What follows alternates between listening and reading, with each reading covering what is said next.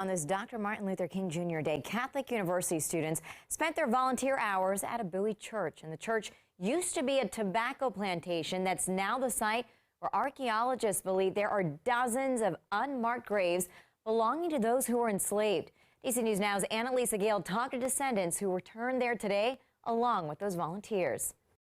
Ground-penetrating radar has been run, and that shows anomalies in the ground, and there are about 175 likely burials that have been identified through that method. I think there are probably several hundred more. Laura Mazur is an assistant professor of anthropology at Catholic University and one of the leaders now trying to identify the former enslaved men and women buried here at the Sacred Heart Catholic Church in Bowie, a place which was once a former tobacco plantation.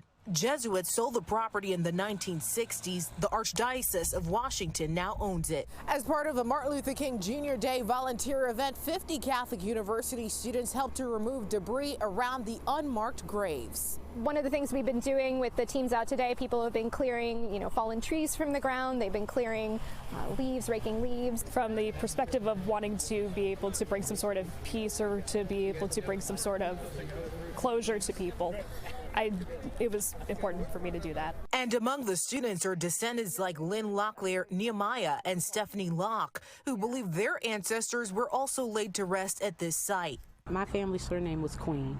I found out that most queens, as my mother used to say, are indeed related. I couldn't think of a more appropriate day. It's a day that we're all supposed to embrace, a day of service, and what better service than to your own family. Harry Mahoney was my fifth great-grandfather. He was born here. My family remained enslaved by the Jesuits until 1865 at the time of emancipation.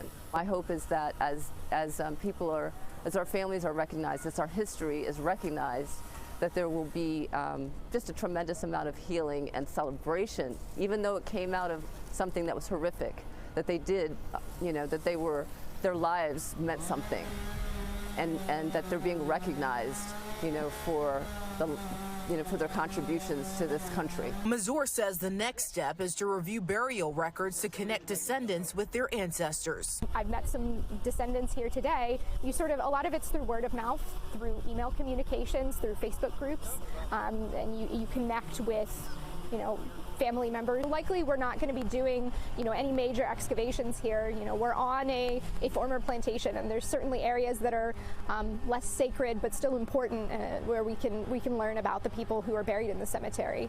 I mean, it's promising for me. It means hope that our history is again coming to the forefront, is being made known. In Bowie, Annalisa Gale, DC News Now.